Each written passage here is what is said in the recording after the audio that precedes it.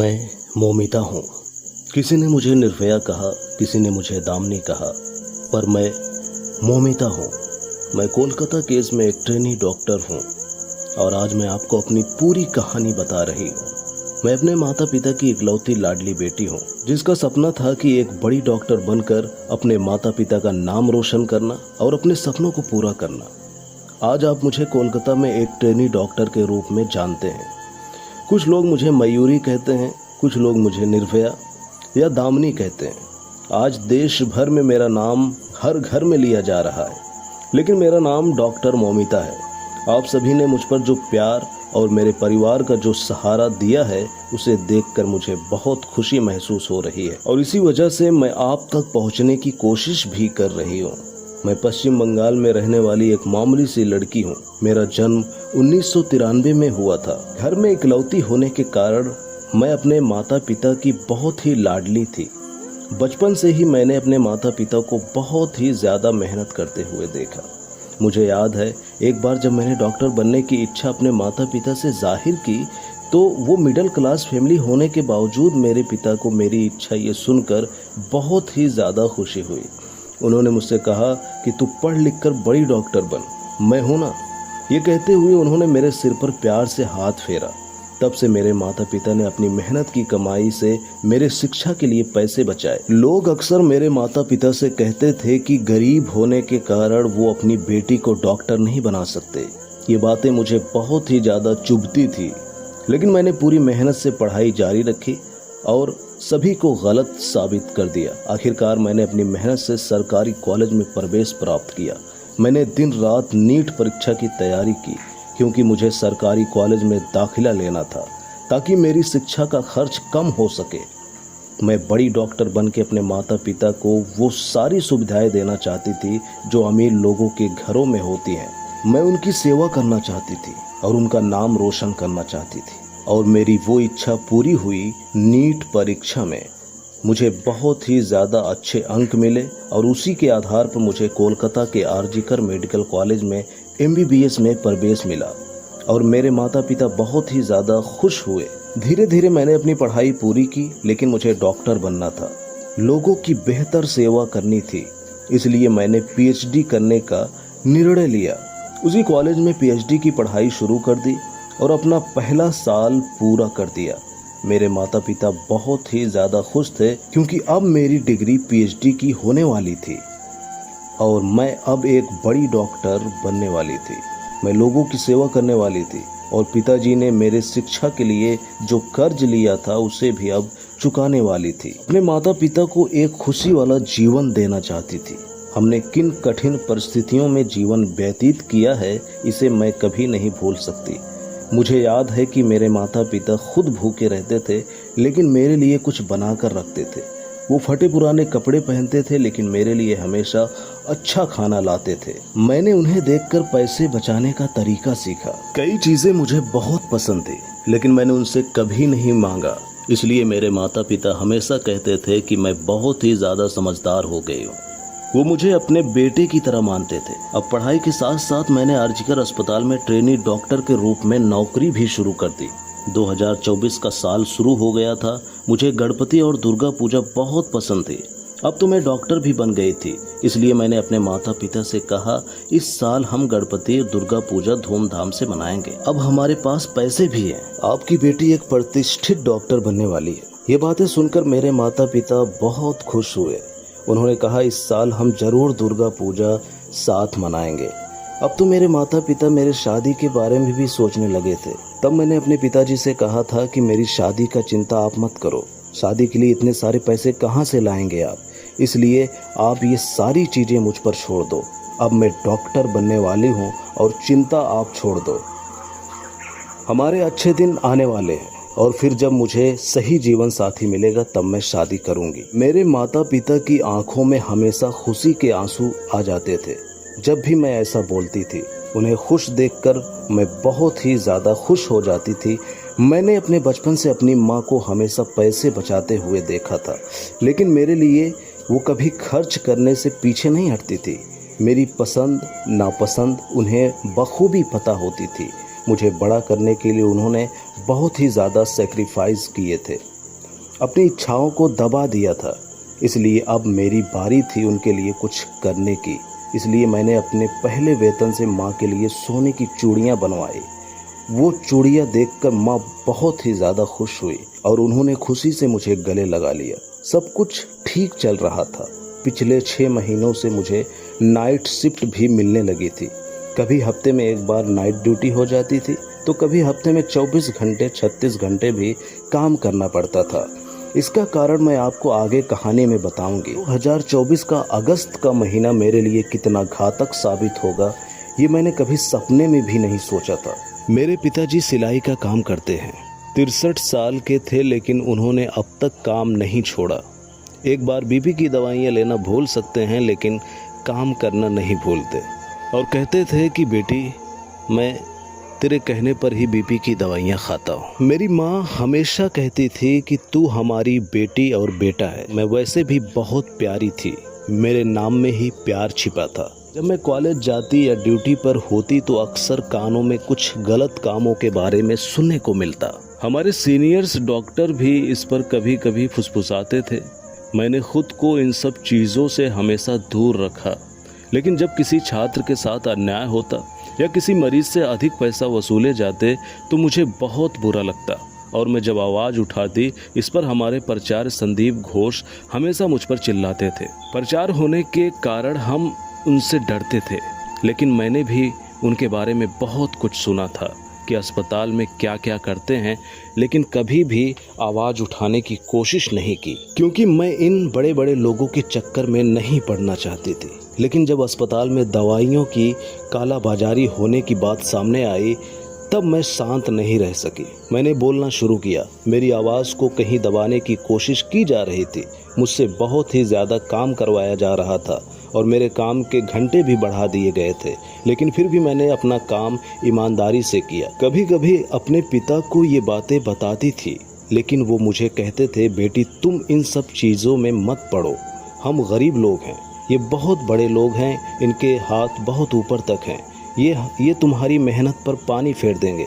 हम साधारण लोग हैं, तुम अपनी पढ़ाई पूरी करो, फिर हम देखेंगे क्या करना है। पिताजी के शब्द बिल्कुल सही थे। यहाँ तक पहुँचने के लिए मैंने बहुत ही ज़्यादा मेहनत की थी, इसलिए पिछले 6 महीनों से मैं प्रचार और विभाग के उत्पीड़न को सहन कर रही थी और शांतिपूर्वक सिर्फ अपना काम कर रही थी। पर शायद मुझसे इन लोगों को खतरा महसूस हो रहा था और इसलिए उन्होंने पहले से ही कुछ योजना बनाना शुरू कर दिया था, लेकिन मुझे इसका ज़रा भी अंदाज़ा नहीं था। कभी कभी मेरे दोस्त इस विषय पर चर्चा किया करते थे कि हमारे अस्पताल में कितने गलत काम हो रहे हैं, लेकिन हम हमेशा बोलते बोलते चुप हो जाते थे, क्योंकि हमें इन चीज़ों में उलझना नहीं था। खैर, हमारे अस्पताल में 2019 में संजय रॉय नाम का व्यक्ति भर्ती होता है। वो अस्पताल की पुलिस चौकी में काम करता था और 4-5 साल से ही यही काम कर रहा था, इसलिए उसे हमारे विभाग के बारे में पूरी जानकारी थी। मरीजों को वो बेड दिलवाया करता था और उसके लिए उनसे पैसे लिया करता था। संजय रॉय की नज़र बहुत ही ज़्यादा ख़राब थी। वो अस्पताल में आने वाली हर महिला को गलत नज़रों से देखता था। इसके बारे में हमें चर्चा होती थी, लेकिन वो प्रचार का बहुत ही ज़्यादा ख़ास आदमी था, उनके लिए हमेशा काम करता था। इसलिए हमने कभी उसकी शिकायत करने का विचार ही नहीं किया, क्योंकि मैं बेवजह विवाद नहीं चाहती थी। लेकिन हाँ, संजय रॉय की नज़र बहुत खतरनाक थी, बहुत ही ज़्यादा गंदी थी। किसी भी लड़की के सामने होने पर उसकी नज़र उसे खा जाती थी, इसलिए मैं ऐसे आदमी से दूर रहती थी। उस दिन भी जब मैं घर से काम पे जाने के लिए निकली तो मुझे जरा भी एहसास नहीं था कि मेरा आखिरी दिन होगा। जब मैं अपने घर से जा रही थी मुझे बिल्कुल अंदाज़ा नहीं था कि अब मैं अपने माता पिता और अपने छोटे से घर को कभी नहीं देख पाऊंगी। शायद इसलिए मैंने अपने माँ से कहा था कि पिताजी को समय समय पर दवाई देते रहना, और ये कहकर घर से बाहर निकली। 8 अगस्त को मैं पूरा दिन काम कर रही थी, अपने मरीजों को देखभाल कर रही थी। हमारे सेमिनार हॉल के पास एक कमरे का निर्माण चल रहा था, इसलिए ऊपर आने जाने का ज़्यादा मूवमेंट नहीं था। हम सब वार्ड में इकट्ठा थे, 4-5 डॉक्टर और मेरे साथ थे। हम कुछ चीज़ों पर चर्चा कर रहे थे।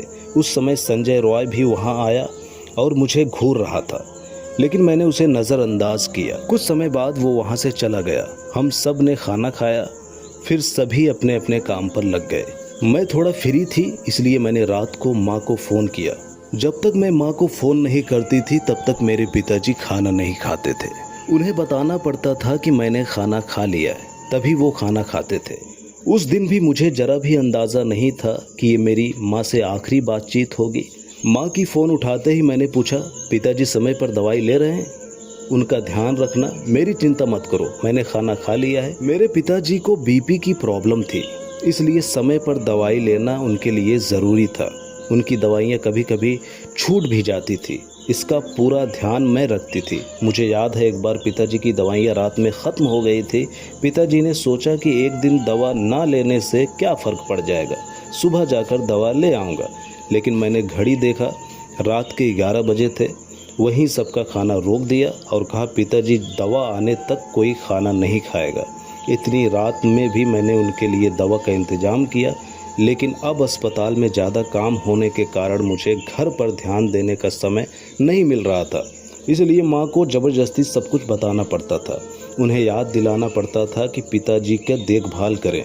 उस दिन भी सब कुछ बिना भूले बताया और माँ से बात करके मैंने पूरे फ्लोर पर जाकर मरीजों का चेकअप किया। दोपहर के 2-3 बजे तक मैंने अपनी पढ़ाई की। मैंने सोचा अब थोड़ा सो लेना चाहिए। 36 घंटे की ड्यूटी के कारण मुझे बहुत ही ज़्यादा थकावट महसूस हो रही थी। मरीजों की सेवा लगे रहने के कारण खुद पर ध्यान देने का समय नहीं मिल रहा था। दूसरों को जीवन दान देने वाली मैं अपने जीवन की देखभाल के लिए समय नहीं निकाल पा रही थी। इसलिए किताबें और डायरी बंद करके सेमिनार हॉल में शांत होकर सो गई। इतनी गहरी नींद में थी कि सेमिनार हॉल में कौन आ रहा है, कौन जा रहा है, इसका मुझे कुछ पता नहीं था।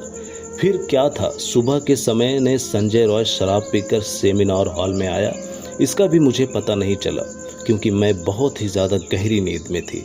उसके आते ही उसकी नज़र मुझ पर पड़ी। उसके अंदर का राक्षस जाग गया। वो मेरे पास आया, उसने मेरे शरीर को छुआ। नींद में होने के कारण मुझे ज़्यादा समझ में नहीं आया, लेकिन जब शरीर पर हाथ फिरने लगा तब मैं जाग गई। सामने संजय रॉय जैसा दुष्ट व्यक्ति देखकर मैं बहुत ही ज़्यादा डर गई। नींद में होने के कारण खुद को संभालने में मुझे समय लगा। मैंने खुद को बचाने की बहुत कोशिश की, लेकिन उसने बहुत ही ज़्यादा शराब पी हुई थी। उसके मुंह बदबू से भरे हुए थे। मुझे समझ आ गया था कि वो मेरी कोई बात सुनने की हालत में नहीं था। मैं उससे मिन्नतें कर रही थी कि मुझे छोड़ दो, लेकिन उसे ज़रा भी तरस नहीं आ रहा था। आखिरकार मैंने ज़ोर ज़ोर से चिल्लाना शुरू कर दिया। तब वो थोड़ा डर गया और जल्दीबाजी में उसने मेरे मुंह पर हाथ रख दिया ताकि मेरी आवाज़ न निकले। मैं उससे लड़ रही थी, मन ही मन प्रार्थना कर रही थी कि कोई मेरी आवाज़ सुन ले। लेकिन उस रात मेरी आवाज़ किसी ने नहीं सुनी, क्योंकि उस रात ऊपर वाले फ्लोर पर किसी को आने की इजाज़त ही नहीं थी। जैसा कि अब पता चला है कि इसका मतलब है कि मेरे खिलाफ सारा षड्यंत्र पहले से ही रचा गया था।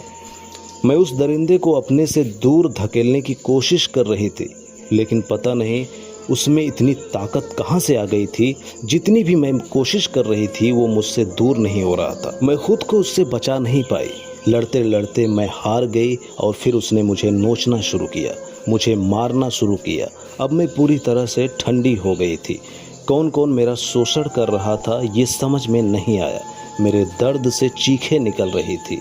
मैं इतनी ज़ोर ज़ोर से चीख रही थी कि मेरी चीखें पूरे हॉस्पिटल में गूंज रही थी, लेकिन न जाने क्यों मेरी आवाज़ किसी को सुनाई नहीं दे रही थी।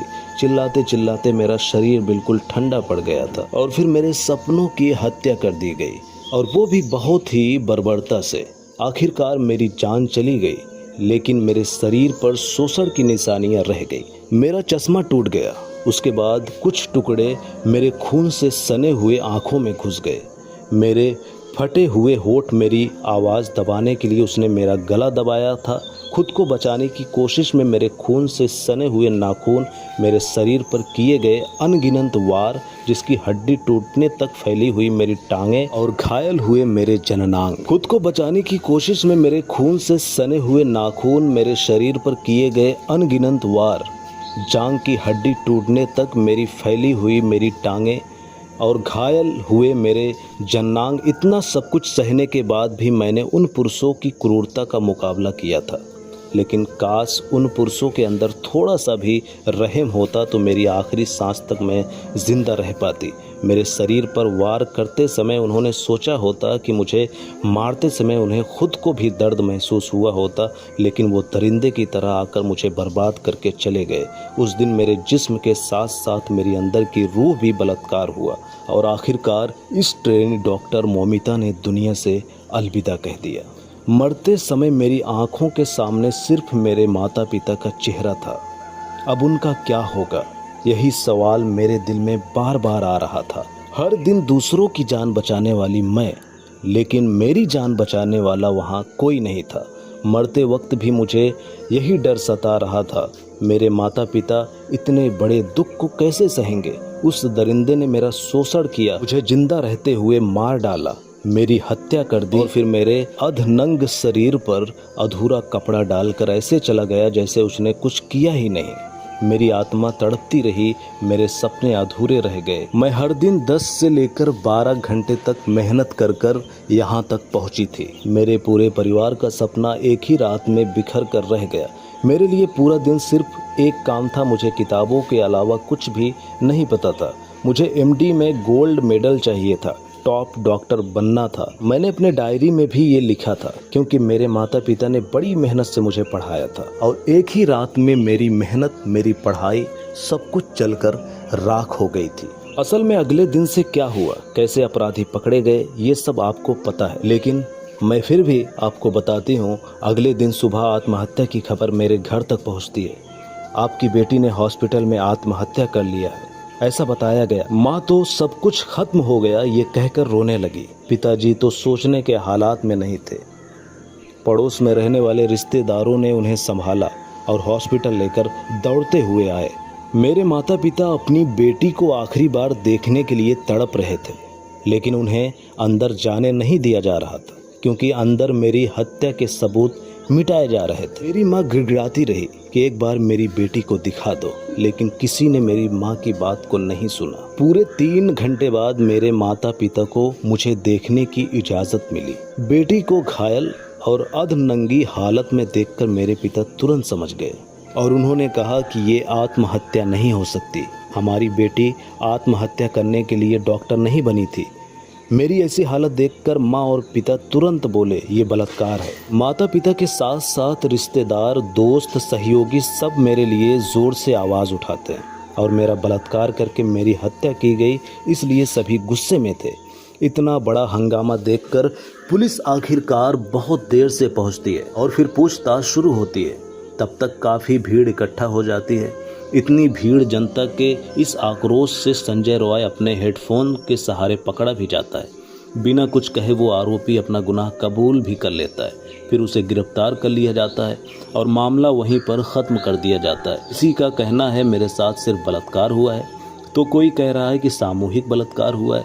मेरे योनि में पाया गया 151 ग्राम बीर जो केवल उस आरोपी का बताया जा रहा है। क्या मेरे साथ सामूहिक बलात्कार दबाया जा रहा है? अचानक मरम्मत के नाम पर घटना स्थल की दीवारें तोड़ी जाने लगी। इमरजेंसी रूम में CCTV कैमरा नहीं था, लेकिन जो वीडियो मिला था उसमें अब तक कोई सच्चाई सामने क्यों नहीं आई? क्या बलात्कार और मुझे मारने की साजिश में बड़े चेहरों का बचाने के लिए सबूत मिटाए जा रहे थे? जनता के बीच घुसकर क्या उन दरिंदों की कुछ लोगों ने हॉस्पिटल में आकर सारे सबूत नष्ट कर दिए थे और मेरे साथ अत्याचार करने वाले उन लोगों को छोड़कर फिर से उन्हें जिंदगी जीने का मौका देने का फैसला किया जा रहा था? अब मुझे न्याय मिलेगा या नहीं? मेरे साथ जो हुआ क्यों हुआ? अब मुझे न्याय मिलेगा या नहीं? मेरे साथ जो हुआ वो क्यों हुआ? क्या कभी पता चलेगा? क्या संजय रॉय को कभी फांसी होगी या नहीं? लेकिन अगर उन्हें ऐसे ही छोड़ दिया गया तो जल्द ही आपके सामने एक और निर्भया आ जाएगी, एक और मौमिता आ जाएगी। ये मत भूलो कि वो कोई बहन हो सकती है, बेटी हो सकती है, बहू हो सकती है, पत्नी हो सकती है, लेकिन होगी। 2012 में एक और लड़की के साथ अन्याय हुआ था और उसके आरोपियों को 7 साल बाद फांसी सजा मिली थी। उसे बहुत ही ज्यादा देर से न्याय मिली थी।